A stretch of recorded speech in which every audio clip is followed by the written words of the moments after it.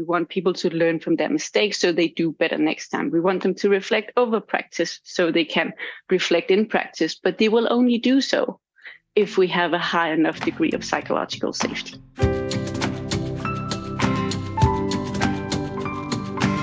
I'm Celisa Steele. I'm Jeff Cobb, and this is the Leading Learning Podcast.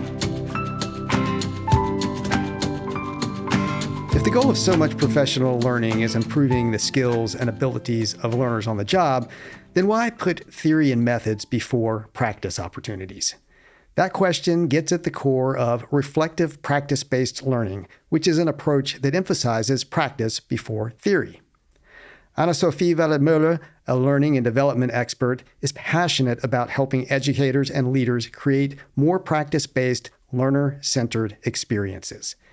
In this episode, number 435, Annasofie talks with Celisa about how reflective practice-based learning works and how it's being applied in various contexts, including her experience with the Danish defense.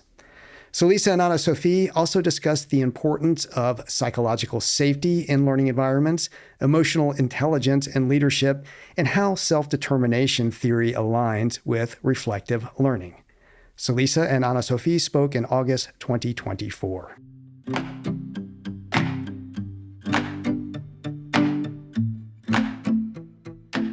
Reflexive practice-based learning is an area of focus for you.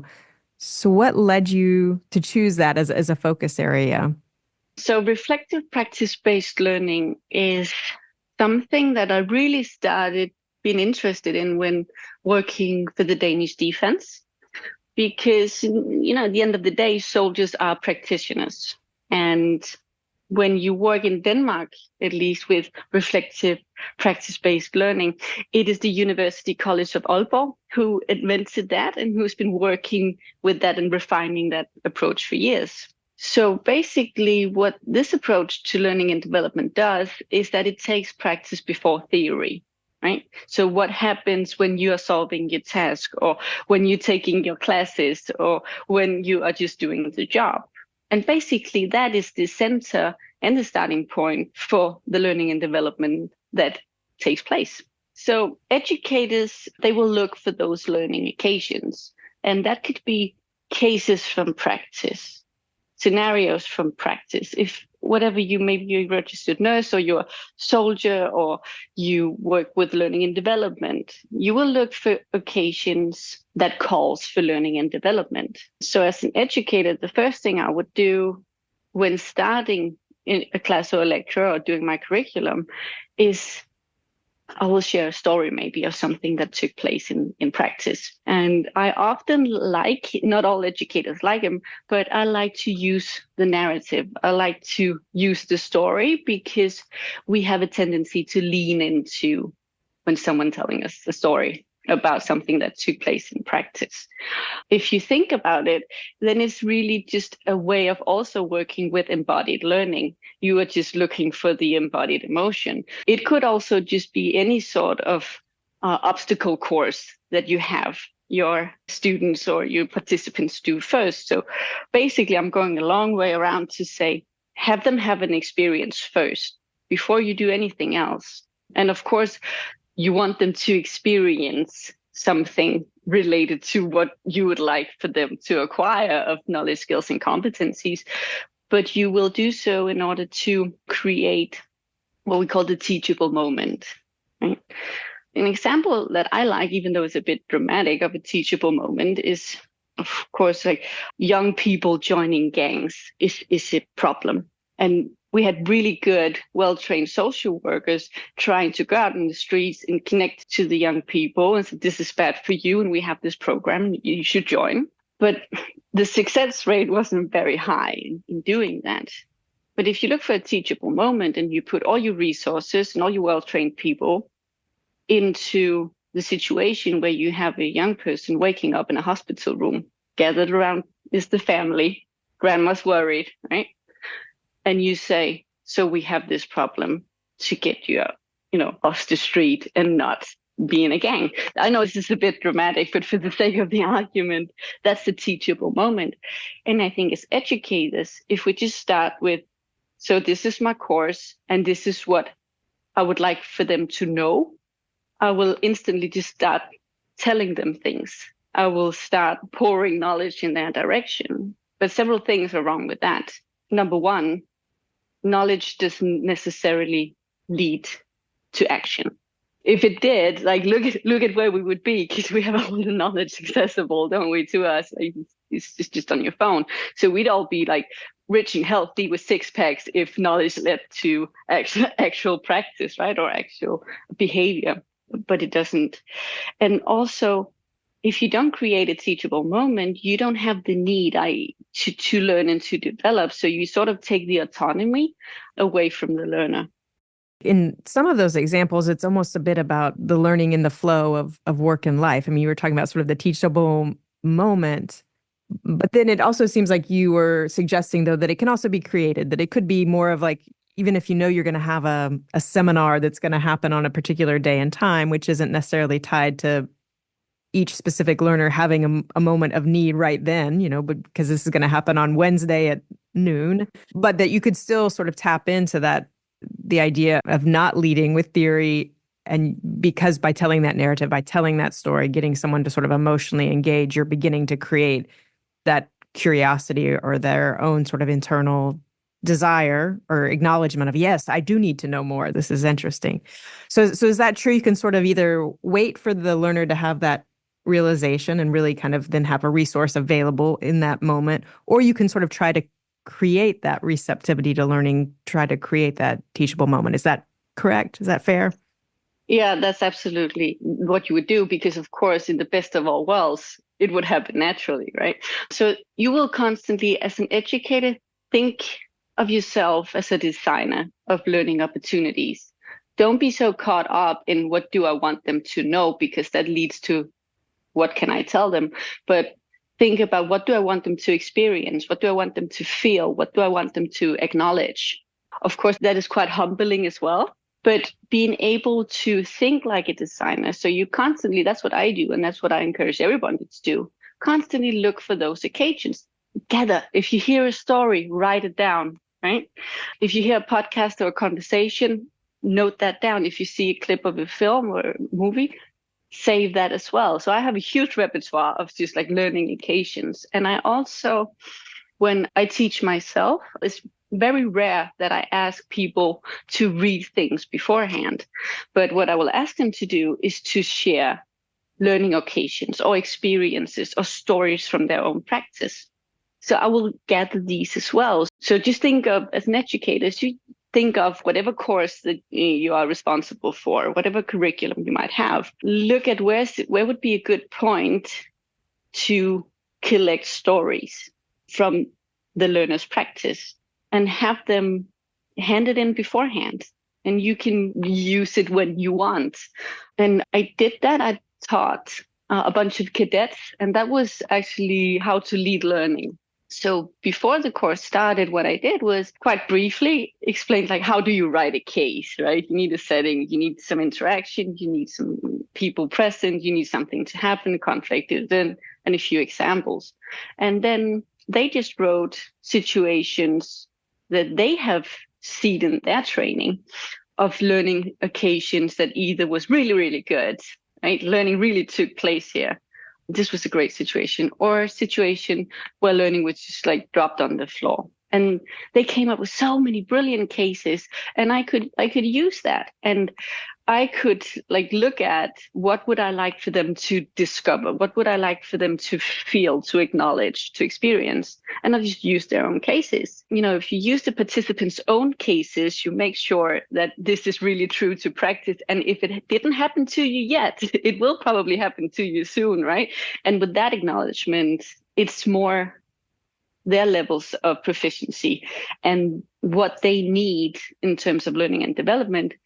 What knowledge, skills, and competencies do they need to acquire next? And they're behind the steering wheel. At Tagoras, we partner with professional and trade associations, continuing education units, training firms, and other learning businesses to help them understand market realities and potential, to connect better with existing customers and find new ones, and to make smart investment decisions around product development and portfolio management. Drawing on our expertise in lifelong learning, market assessment, and strategy formulation, we can help you achieve greater reach, revenue, and impact. Learn more at tagoras.com/more. Is this a sort of an approach to learning that really does require that human facilitator, that human educator to be responsive and in the moment? Or have you seen this potentially work in any sort of asynchronous, more e-learning type approach? Could one apply that there as well? So when you look at reflective practice learning, when learning is taking place, meaning like we will become better in the future, is the difference, and this also lies in the research of Danish shown, but reflection in practice and reflection on practice. So reflection in practice is when we seamlessly, fluently able to navigate in solving the task. So for instance, if you and I, we're having a conversation and I'm trying to come across with this point of whatever. And I have a faint idea we're going to end over there. That's the goal of the conversation. But I can just see it's not going well. You know, the way maybe I can see by your eyebrows, the way you like clench your eyes a little bit, and I can hear it in your voice. This is not going in the direction that I want.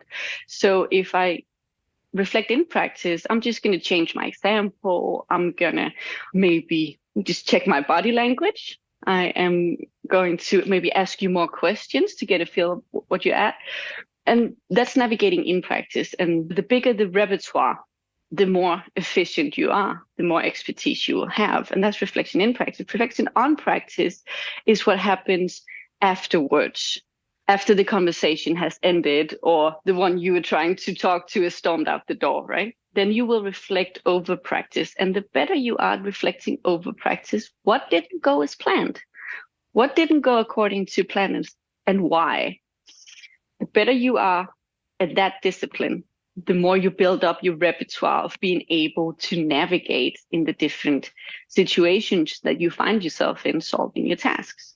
And basically, that's what needs to be present in reflective practice learning, that practice is the starting point, it's the center point, but it's reflection over that enables us to reflect in. And we don't need necessarily a teacher to do that. Just two coworkers who's doing a project together can do that just as easily. I think one of the researchers, Mads Hermansen, behind this theory, I think he puts it like this. A lot of reflection simply doesn't take place because we can't stand ourselves. We can't stand the fact that the good that we wanted to do, right, turned out not to be great at all. So instead of just being in that situation, you and I, maybe we had a project, the idea was great, right? So let's say it was the best idea ever. This project is going to be great. And it didn't. We failed along the way. So of course, that's really painful. And that's very fragile and vulnerable to go into that room. And a lot of reflection doesn't take place because we can't stand ourselves. But the thing is, if you set out to do that, and if you have, wherever you work or you study, know that this is what we need to do just in order to learn from what takes place in practice, the next time we will be so much better. We will not repeat the same errors that we already did, which people do. Like we know this from Kahneman as well, right? Optimism bias, ooh, it's a strong one. So like next time we'll get a project similar, right? And we'll go like, last time wasn't that bad. Define for us psychological safety and its role in learning. Why is it important in terms of learning? I stumbled upon psychological safety when I was trying to look for that missing link for reflective practice-based learning. Because in the defense, we have structures to support reflective practice-based learning. We have after actions review. We have lessons identified, lessons learned. But the thing is, if we want these structures to work, it will need a high enough level of psychological safety to be able to learn from what took place in practice, especially the things that we hope were different. So psychological safety is, of course, based on the work of Dr. Amy Edmondson, and it has gone like a whirlwind over Denmark. When I talk about psychological safety, I normally start with saying, and this is directly just a quote from Dr. Edmondson, it's about the ability to be comfortable in the uncomfortable. Because it sounds like, especially in the Danish translation, we won't go there now, but it sounds a lot like, let's all be friends, let's have a good time, which is great, by all means, like be friends and have a good time, but that's not the essence of psychological safety. So basically, it is the belief in a team that you can speak your mind, you can be honest about your doubts, your suggestions, your mistakes, and your new ideas without the fear of being excluded, being ridiculed, being frowned upon, because you know from experience that it's worth that risk. And I think it's very important to always remember when you work with psychological safety to understand the social aspect of why is it difficult. Psychological safety, when you are able to be uncomfortable in the uncomfortable, is that you're willing to take interpersonal risks. And this is what we constantly do when we have to be honest with one another. So to understand that as social beings, human beings, we are hardwired to do everything we can to stay in the group. We do not want to be excluded. We do not want to be the one eaten by the saber tooth, right? We need to stay in that group, like our lives are dependent on it. So of course you have strategies for staying in that group, for not being excluded. And if you look at it like that, who do you want to exclude? Well, we don't like if people are too pushy, right? If you don't want to come across as pushy, you just don't suggest things, right? You don't come up with new angles or new ideas. So let's do that. And I know, like we said on this meeting 2 weeks ago, that we were going this direction, but now come to think of it, and what I think maybe that would be a bad idea. Maybe we should go in that direction. If I don't want to come across as uncertain, insecure, not worthy of my job or my position, don't express doubts, right? Don't say, I'm not sure. What do you think we should do? Because I'm not really sure. I'm in over my head here a little bit. Of course, if you don't want to seem like you don't know what you're doing, you don't admit to errors, you don't admit to failures. So basically, these are pretty good strategies for not being excluded from the group. But the thing is, it hinders learning. If you don't have a high enough degree of psychological safety, you talk about what you dare talk about, not what's important, not what you actually need to talk about. And of course, everybody's so interested in psychological safety because it is the clearest link to high performance teams. But what they're actually able to do is they're able to develop anti-fragility, if we use Taleb's term here, which means that bad things can happen, right? But we'll still learn from it. I like anti-fragility because normally we talk about being robust. I want people to be robust.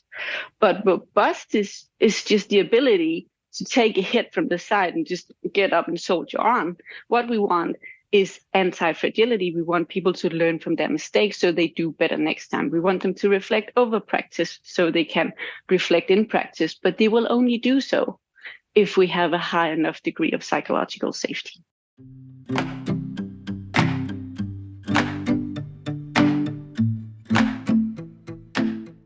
How can we promote psychological safety?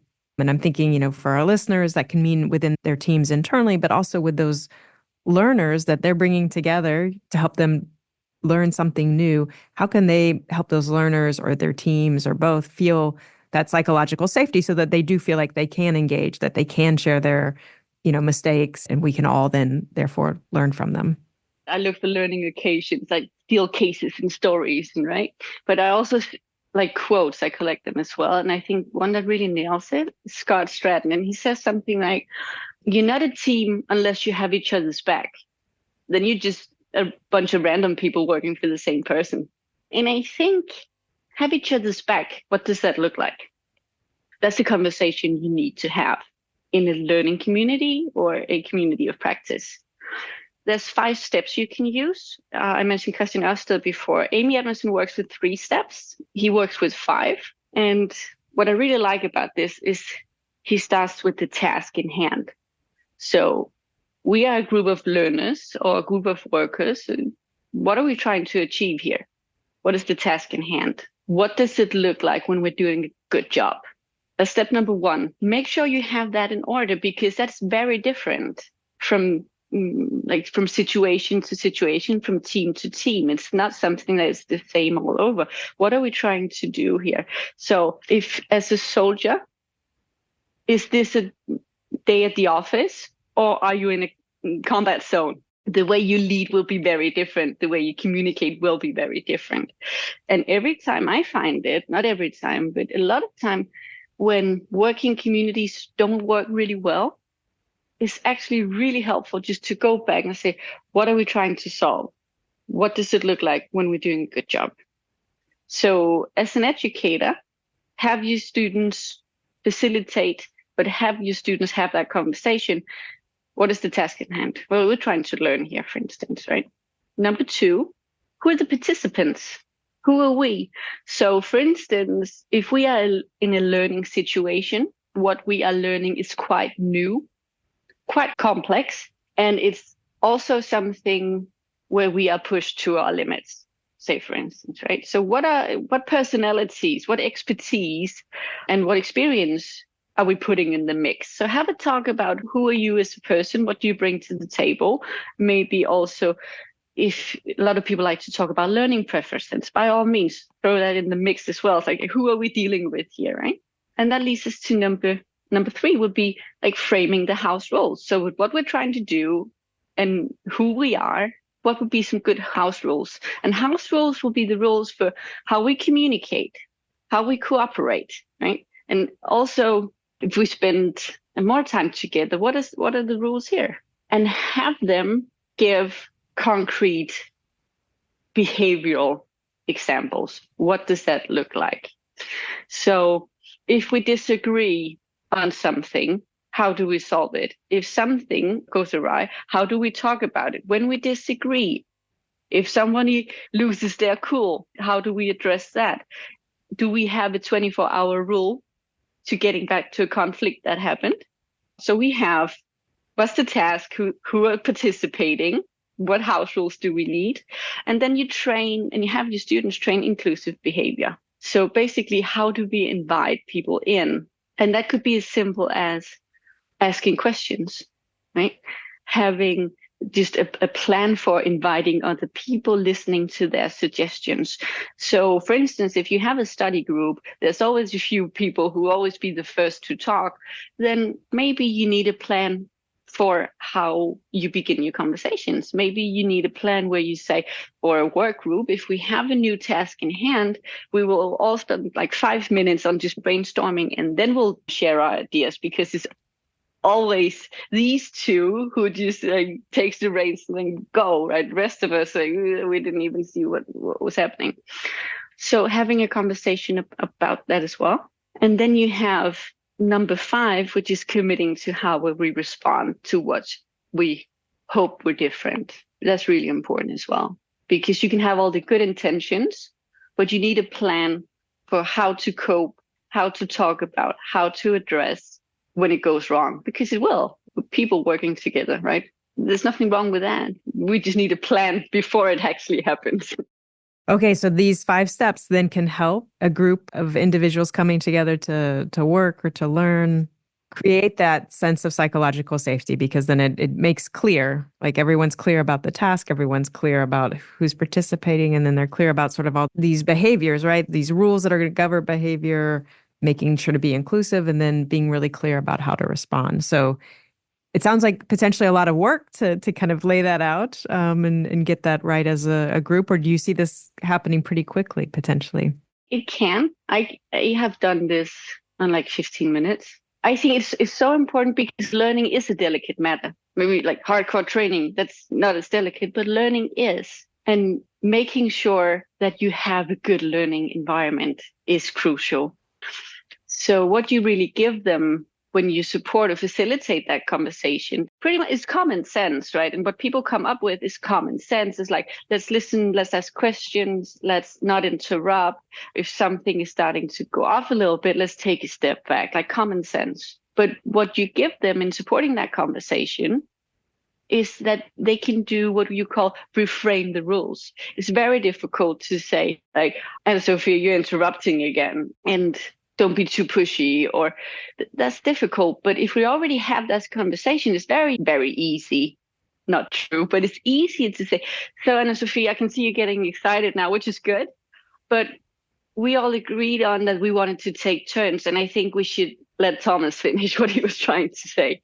So making a good learning environment, not about you being wrong, but it's about we already agreed on how we want things, and we will respectfully, lovingly, in a friendly manner, help each other to be true to these rules, right? Because we know that's what's best for our working community, a learning community.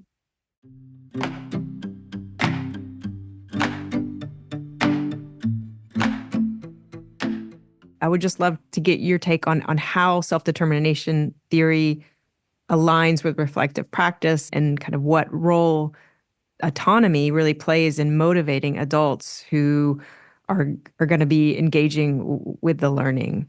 So self-determination theory is not by any means new. It's invented by Daisy and Ryan back in the 80s.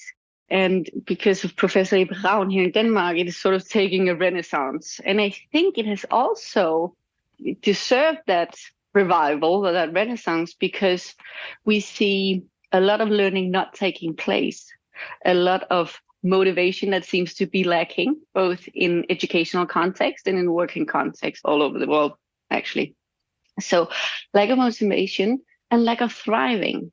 And if you look at self-determination theory, that is a motivational theory, can provide with some of the answers to why. Where did that motivation go, right? Where did that thriving, where did that go to? It's important to distinguish between inner motivation and outer motivation. Outer motivation is the stick or carrot situation. And we also talk about, in a weird way, we talk about motivation as a sort of a quantity, like you don't have so much.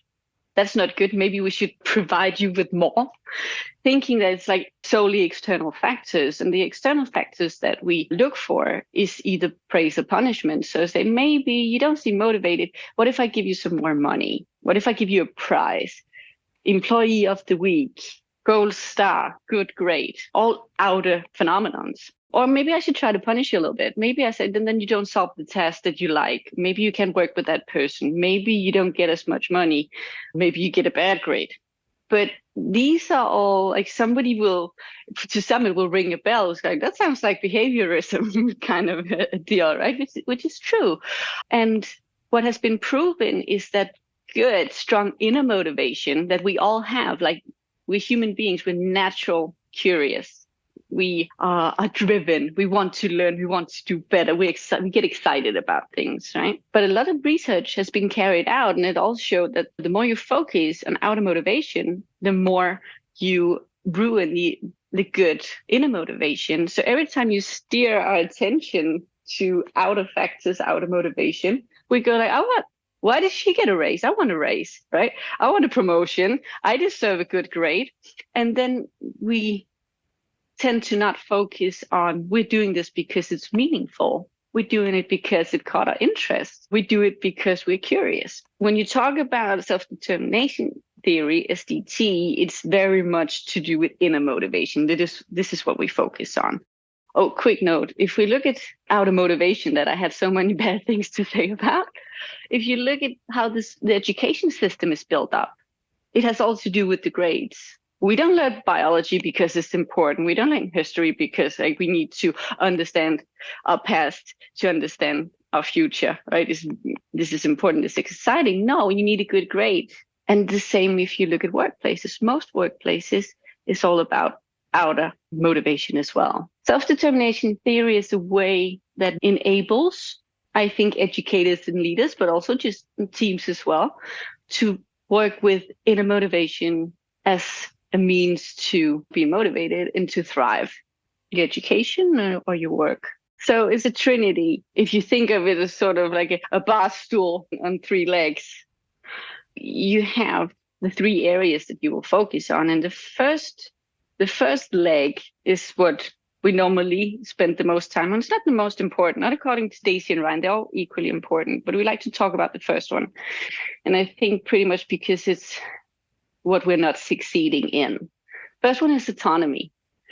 So in order to be motivated and driven and finding your work or your studies meaningful, you need to be behind the steering wheel. In a learning and development context, that means that you need to have a leadership or an educator that enables you to use your expertise, to use your knowledge, skills, and competencies, to use whatever you might have in your backpack. So in SDT, you will look for as much autonomy as possible. Not saying like do whatever you want, but steer them in a direction and give them as much influence as you possibly can. So say, for instance, I think psychological safety is great. I have some students, I have a course, let's teach psychological safety.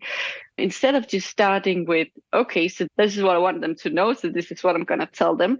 Instead, and I'm trying to connect some of the dots to where we started, I would look for the teachable moment. I would look for an experience. I'll use a story, I use a film clip, I use a case. I'll have them play out a scenario where they get a sense of psychological safety. And what does it mean if it's a very low level in a team of psychological safety, for instance? And then I will be interested in what do they want to learn next? What is for them most important? And how would they like to go about it? Because I could okay, so read chapter 1 to 5 in the Fearless Organization, listen to this podcast, listen to my lecture, and then we'll go on. But I'll listen to them. How do they want to work with it? Maybe they find it meaningful to call an expert. Maybe they want to read some of the original work of Amy Edmondson. There could be so many suggestions, but that doesn't have to be left up to me. Of course, it could be that they go, well, we would actually like a lecture on this and that according to psychological safety. But again, I'm sure where can I protect, so to speak, their autonomy? As a leader, if you're working on a project, I'll say, I think you'll be great for this project. This is what it looks like now. But, with your expertise, what do you think that we should do? Is there something that you're seeing? And how do you want to execute it? So you start off by thinking, how much influence can I give my learners or my coworkers or my employees? So autonomy, we're behind the steering wheel. Number 2 is the need to feel competent, right? The need for competencies. So it's not good if we are behind the steering wheel if we don't know how to drive.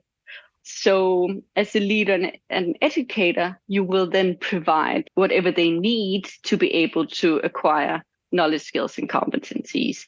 And if we circle back to reflective practice-based learning, this is where theory comes in. This is where they're ready to fulfill that need. But I will try to angle it in a way as an educator that we touch or angle at least what they ask for.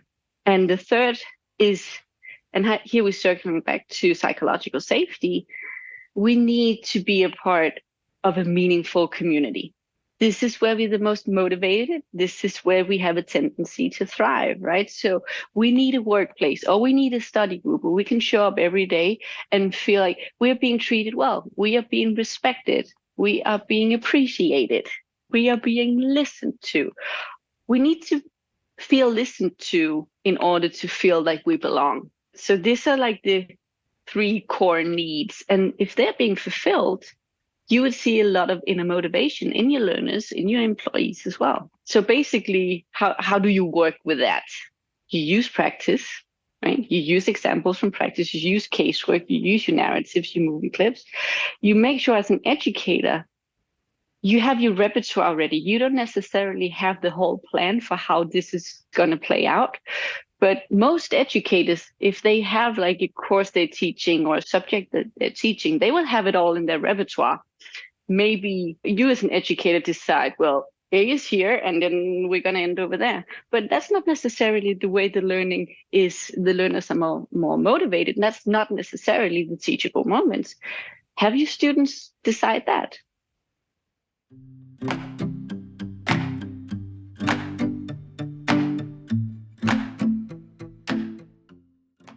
Talk a little bit about what might be the barriers to really trying to tap into that internal motivation of the learners, really allowing that self-determination theory to be at work in what learning businesses are offering? What are those obstacles that you tend to see? And if you have solutions for kind of how to work around some of those barriers and obstacles? Brilliant questions. Also the hardest. I think there's definitely some barriers that derive from how we traditionally view the role of the educator, the oracle, the expert, right? The one with the plan.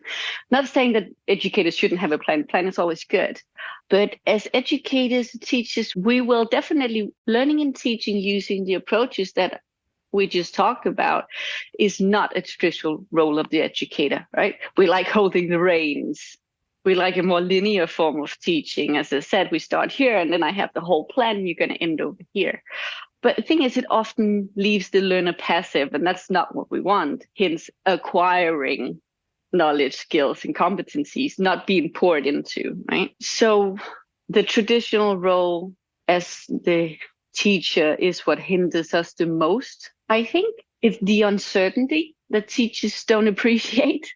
Where is that going to go? But the thing is, they know, right? Because they know their subject so well. So it's not very often that something will fall outside your repertoire.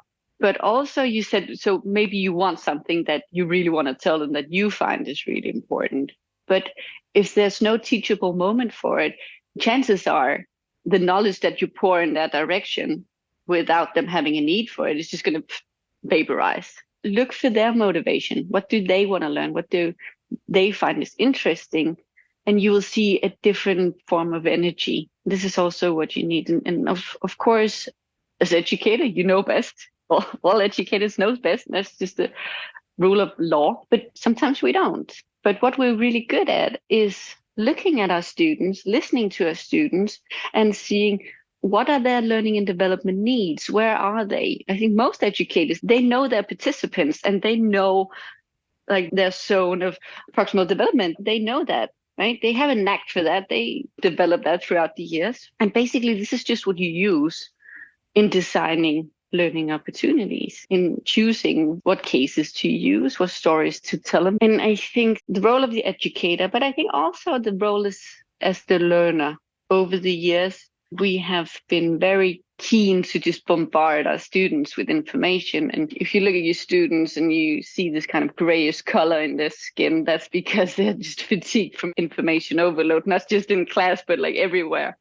The way we design traditional teaching has taught learners to be passive and to be like more or less numb recipients of knowledge being poured in that direction. So they also need to have skin in the game to think that's a good idea as well. You need to have that conversation with your students and say, this is the way I would like to do things. But in order to do that, you need to come out of your shells a little bit, right? And you will need to, I'm standing, putting myself in a kind of vulnerable situation because I don't necessarily have all the answers. There will be some things where you suggest, this is what we want to learn next. I go like, I think it's important. And I think if I look at like the objectives from this course, it's definitely relevant as well.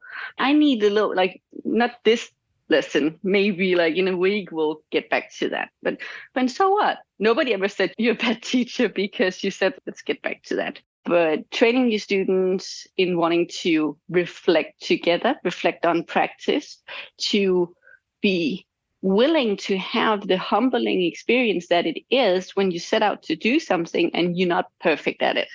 I do know that emotional intelligence is an area where you've given thought. And so I just would love to kind of get your perspective and thinking about our listeners who are trying to lead the learning function at their organization and thinking about what they're offering out to prospective learners in the portfolio and then with their own team. So just maybe talk a little bit about kind of how you see emotional intelligence, the role of it in leaders and potentially maybe if there's any particular lens for learning leaders, what that role of emotional intelligence might be. Of course, I think emotional intelligence is really important when you talk about learning and development. Being a leader or being an educator, their learning and development is your responsibility. And what is quite important is to be able to be a leader and an educator that is very humble about what you do.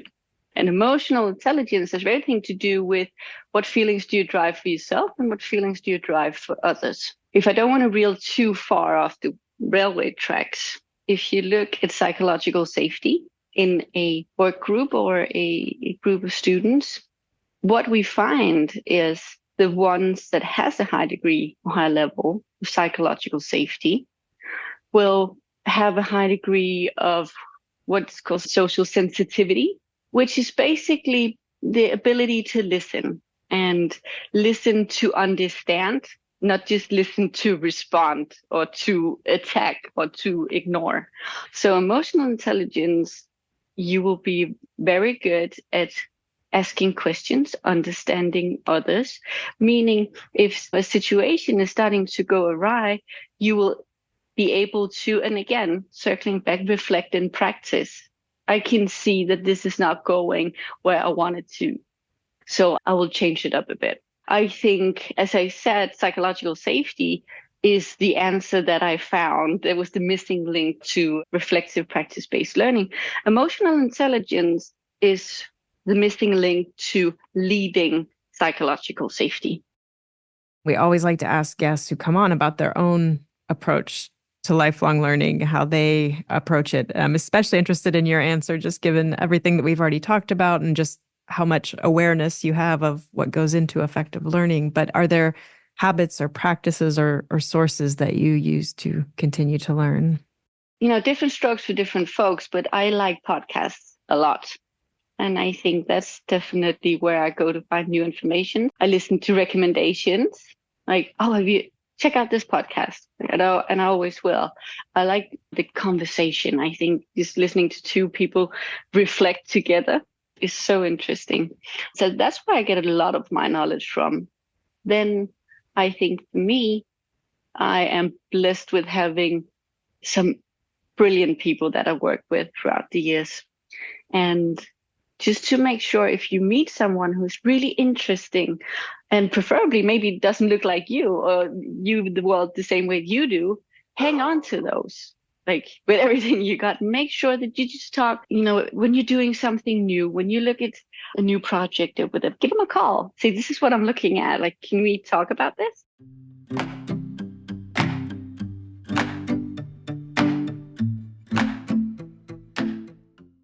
Annasofie Wædeled-Møller is a learning and development expert on a crusade to help steer education and leadership in a more practice-based, learner-oriented direction. In the show notes at leadinglearning.com/episode 435, you'll find a link to Annasofie's profile on LinkedIn.